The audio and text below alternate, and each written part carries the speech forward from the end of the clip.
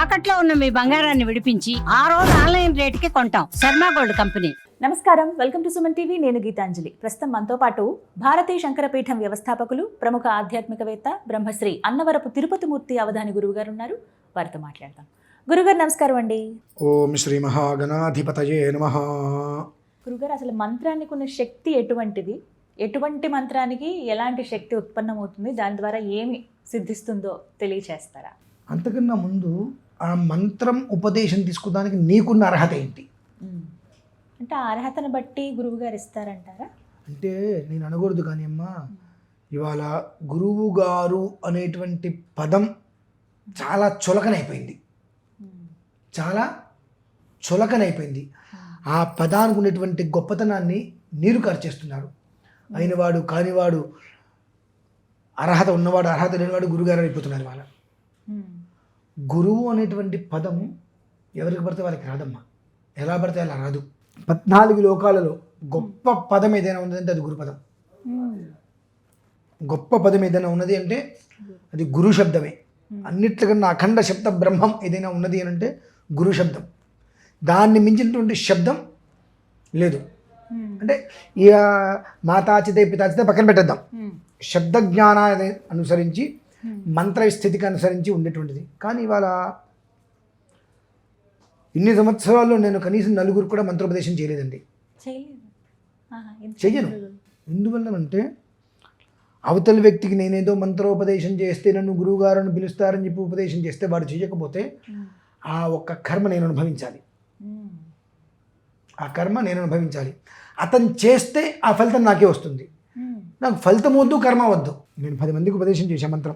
ఆ 10 మంది బాగా జపం చేశారనుకోండి, అందులో 50% శక్తి నాకు వస్తుంది. నేను చేసినా చేయకపోయినా వాళ్ళకి ఇచ్చాగా, కాబట్టి నాకు వస్తుంది. వాళ్ళు చేయలేదనుకోండి, ఆ 10 మంది అనుభవించేటువంటి కర్మ నేను అనుభవించాలి. నాకు కర్మ వద్దు, ఫలితము వద్దు, రెండూ వద్దు, నేను ఇవ్వను. ఎందువల్లనంటే గురు శబ్దం అనేటువంటిది సామాన్యమైంది కదండి. ఒక మనిషికి ఒక మంత్రం ఇవ్వటము అంటే ఆ మనిషిని ఎన్నో రకాలుగా పరీక్ష చేయాలి. అర్హత ఉందా లేదా, అర్హతకు మించి మనం ఏదైనా అతనికి మంత్రం ఇస్తున్నామా, అతనికి ఆ స్థాయి ఉందా లేదా, అన్ని గమనించాలండి. అసలు ముందు నువ్వు గురుగారుని పిలుస్తున్నావు అంటే ఆ మనిషికి అర్హత ఉందా లేదా. 14 అక్షర మంత్రోచ్చారణ అనేటువంటిది ఏదైతే ఉంటుందో, ఉపనయన నమస్కారం చేసేటువంటిది తక్కువలో ఇక ఏమీ చేయలేదంటే 4 లక్షలు చేయాలండి. చేస్తే ఇక ఏమీ చేయలేదంటే 4 లక్షలు. దాని తర్వాత పంచాక్షరి 5 లక్షలు అలా ఉంటాయి. అవి ఆ ఒక్క ఏదైతే కనుక నువ్వు ఒక మనిషికి మంత్రం ఉపదేశం చేద్దామనుకున్నావో ఆ మంత్రం తక్కువలో తక్కువ ఎన్ని అక్షరాలు అయితే ఉంటుందో అన్ని లక్షలు నువ్వు చేయగలిగేవా? నువ్వు చేయలేనప్పుడు నీకు ఎందుకు అర్హత ఉంది? అసలు చేయలేని అర్హత నీకే లేదు. కానీ మనం ఏం చేస్తున్నాం, ఇప్పుడు ఇచ్చేస్తున్నాం. అందుకనే ఇవాళ ఆ మంత్రానికి శక్తి హీనమైపోతుందండి. నేను మంత్రమైతే ఉపదేశం చేయను కానివ్వండి, మంత్రంలో ఉన్నటువంటి శక్తి ఏ రకంగా మనం చూడవచ్చు. స్వానుభవం మీద నేను చెప్తా, నువ్వు నమ్ము నమ్మకపో. నమామి సద్గురుం శాంతం ప్రత్యక్ష శివరూపిణం. నేను అనుకుంటా సాక్షాత్తు శివస్వరూపం నాది, అగ్నిస్వరూపం నాది అని. నువ్వు అనుకుంటే అనుకోకపోతే ఎంత నాకు తెలుసు. నేను శివతత్వమా అగ్నితత్వమా ఎవరు అనేటువంటిది నాకు తెలుస్తుంది. నీకు చెప్పాల్సిన అవసరం నాకు లేదు. కానీ నువ్వు మంత్రం గురించి అడిగావు కదా, ఆ శక్తి ఎలా కనిపిస్తుందని నేను అడిగావు కదా. నేను చేసినటువంటిది ఏదైతే ఉందో చేస్తారా మీరు? తప్పకుండా చేస్తాను అని అంటే ఒక్క మనిషి ప్రయత్నం చేస్తే ఆ ఒక్క మనిషి దేశాన్ని మార్చగలుగుతాడండి. నా వల్ల కాకపోవచ్చు. ఎందుకంటే నేను చేశా అంటే మీరు నమ్మరు. మీరు చేసి ఆ ఫలితాన్ని మీరు కనుక ఆ ప్రాణాన్ని చూసినట్లయితే ఖచ్చితంగా మీరు 1000 మందిని మార్చగలుగుతారు. అలా దేశం మొత్తం మారగలుగుతుంది. విశేషంగా ఏమీ వద్దు. ప్రాణబీజం ఓం నమ శివాయ, ఇది ప్రాణబీజం తీసుకొని అకార ఉకారం అకారం అంటే 8 అక్షరాలు ఓం నమ శివాయ. 8 అంటే ఆయుష్ స్థానం. 1100 నుంచి మొదలుపెట్టి రోజుకు 11,000 వరకు జపం చేసి ఇంటి ముందు ఏదైనా ఒక ఎండిపోయిన చెట్టు ఒకటి ఉంటుంది, మొక్క కానీ. స్వానుభవం అమ్మ, నమ్మినా నమ్మకపోయినా నా మంత్రసాక్షిగా నా మంత్రశక్తి ఏ రకంగా అది ఉపయోగపడింది, నా పీఠాన్ని నేను ఎలా నడిపించుకోగలుగుతున్నాను అమెరికాలో కూడా వెళ్తే కొన్ని వందల మంది ఎలా గురుగారు దగ్గరికి వచ్చారంటే కేవలం మంత్రశక్తి. టీవీలో కనిపించామని కదమ్మా, మనం చేసే అనుష్ఠానం. ఎక్కడికి వెళ్ళినా మనం ఎలా ఉండాలి, మన స్థితి ఏంటి, మన విధానం ఏంటి, మనం వ్యవస్థ ఏంటి, ఎవరితో ఎలా మాట్లాడాలి, ఎవరితో ఎలా ఉండాలి, ఆ మంత్రానుష్ఠానం ఎవరికి శక్తిని ఇవ్వాలి, ఇవన్నీ మనకు తెలిసి ఉండాలి. అంతటి మన దగ్గర ఉంటేనే మన గురించి ఆలోచించుకుంటూ వస్తారు. నేను చేసింది మీకు చెప్తా. ఇప్పుడు ఒక జీవం లేని మొక్క, చెట్టు మొక్క ఏదో తెచ్చుకోండి. ఇంట్లో ఒక పక్కన కాస్త ఎండ అవన్నీ పడేటట్టుగా మట్టి తీసుకొని చిన్న కుండీలో, అది చనిపోయింది, ఎండిపోయింది మొక్క ఏదో ఉంటుంది కదా, ఇంకా తులసి చెట్లు ఎండిపోతాయి కదా, ఎవరు దాగుదానికి తులసి చెట్లు ఎండిపోతాయి కదా, ఎండిపోయిన తులసి చెట్టుని పెట్టుకోండి, మట్టి కప్పేసేయండి. ఓం నమ శివాయ 1100 నుంచి ఒక రోజుకు 11,000 వరకు చేయండి. అనేన పంచాక్షరి మహామంత్ర చెప్పిన భక్తి భగవాన్ సర్వాత్మన పరమేశ్వరార్పణమస్తు అని చెప్పి నీరు ప్లేట్లో వదిలి ఆ నీరు తీసుకువెళ్ళి తులసి చెట్లు, లేదు అదే నీరు అక్కడే వదిలిపెట్టడం. 5 లక్షల పంచాక్షరి చేసి ఆ నీరు ధారదత్తం చేయండి. దానికి చిగురు వస్తుంది, ప్రాణం వస్తుంది. ఎన్ని రోజులండి అది మనం చెప్పలేం. మనం పూర్తి చేయాలి. 5 లక్షలు పూర్తి చేయి. అంతే. పునఃప్రాణః పునరాకూతమాగాతు. పునఃప్రాణం అంటే ఏంటండి?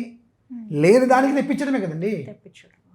పునఃప్రాణః పునరాకూతమాగాతు వైశ్వానరో రశ్మిభిర్వావృధానః అంతస్థిష్ఠత్వమృతస్య గోపః అని చెప్పి ఇందులో మహాన్యాసనం చెప్పబడి ఉంటుంది.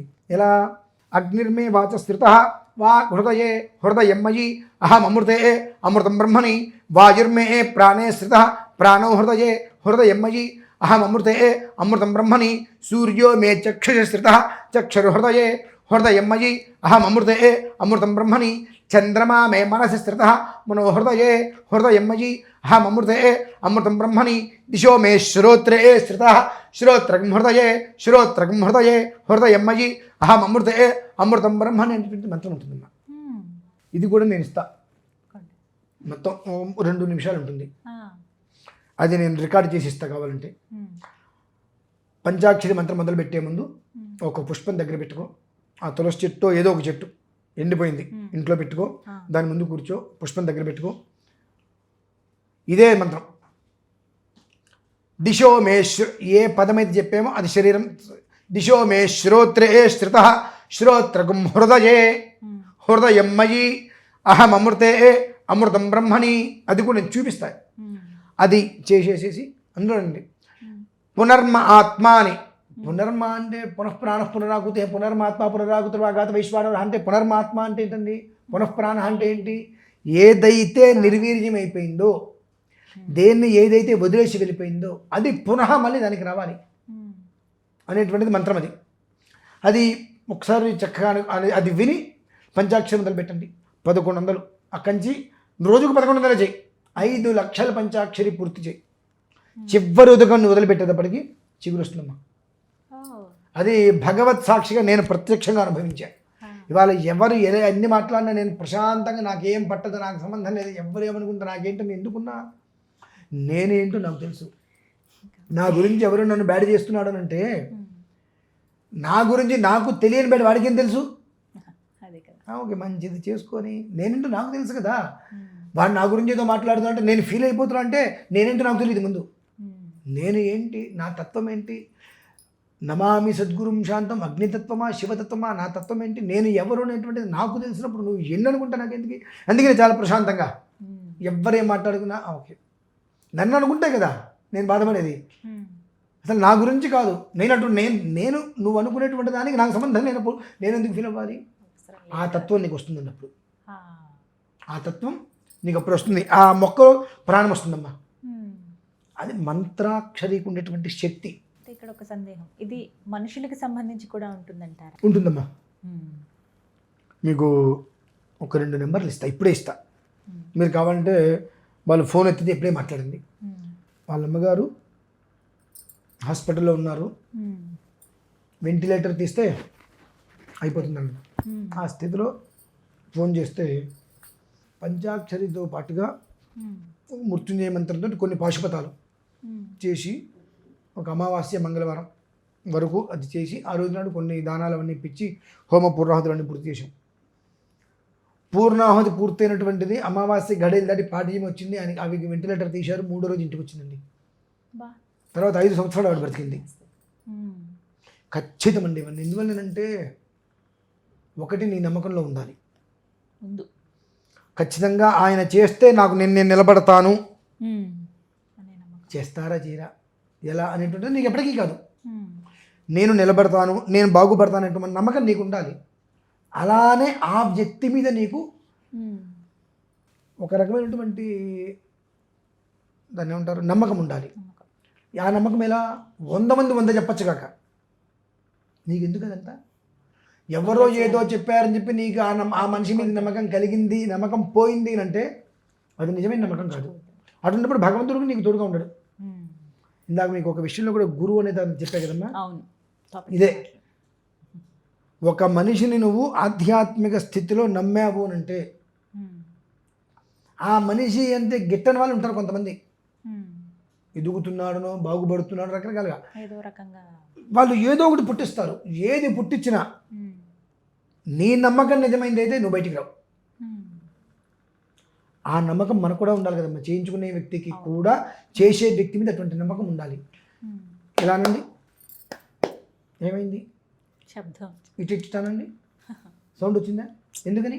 అంటే 2 చేతులు కలిస్తే చప్పట్లు. కలిస్తే నా దగ్గర ఎంత శక్తి ఉన్నప్పటికీ కూడా ఆ శక్తి నా కుటుంబాన్ని కాపాడుతున్న నమ్మకం నీకు రావాలి. వచ్చినప్పుడే 2 కలిసి తెలియదనుకోండి, నేను ఎంత చేసినా నీకు నమ్మకం లేనప్పుడు ఉపయోగం లేదు, అది నిష్ఫలితం. అది పరిస్థితి. మంత్రానికి అంత శక్తి ఉంటుంది అనేది. అమ్మా మీకు ఒక వీడియోస్ మీరు చూసే ఉండొచ్చు, మీ వాళ్ళే చాలా వీడియోస్ తీశారు. అగ్నిహోత్రం మధ్యలో నేను ఉండి అంతెత్తు మంటలు వస్తుంటే మధ్యలో కూర్చొని నేను హవనం చేస్తున్నా అంటే అదంతా ఎక్కడి నుంచి వచ్చింది? అంత అద్భుతం అది. అదంతా ఎక్కడి నుంచి వచ్చింది? శక్తి. అంటే మంత్రాన్ని మనం ఆరాధించే విధానాన్ని అనుసరించి మంత్రశక్తిని మనం సాధించగలగాలి. ఆ సాధించేదే శక్తి అవుతుంది. అది లేనప్పుడు అగ్నిహోత్రంలో నేను దిగితే నా ఒళ్ళు కాలి బట్టలు కాలి నన్ను 4 బయటికి తీస్తారు. అందులో అందులో కూర్చొని 40 నిమిషాలు 50 నిమిషాలు కూర్చుని నెయ్యి 2-3 కిలోలు ధార పోస్తాం. ధార పోస్తున్నప్పటికీ కూడా కనీసం నేను కట్టుకున్నటువంటి దారపో కూడా అంటుకోవట్లేదు అని అంటే భగవంతుడి మీద మనకు ఉన్నటువంటి భక్తి, నమ్మకం అదమ్మా ప్రధానం. చెప్పారండి. ధన్యవాదాలు. పరమేశ్వరుడు.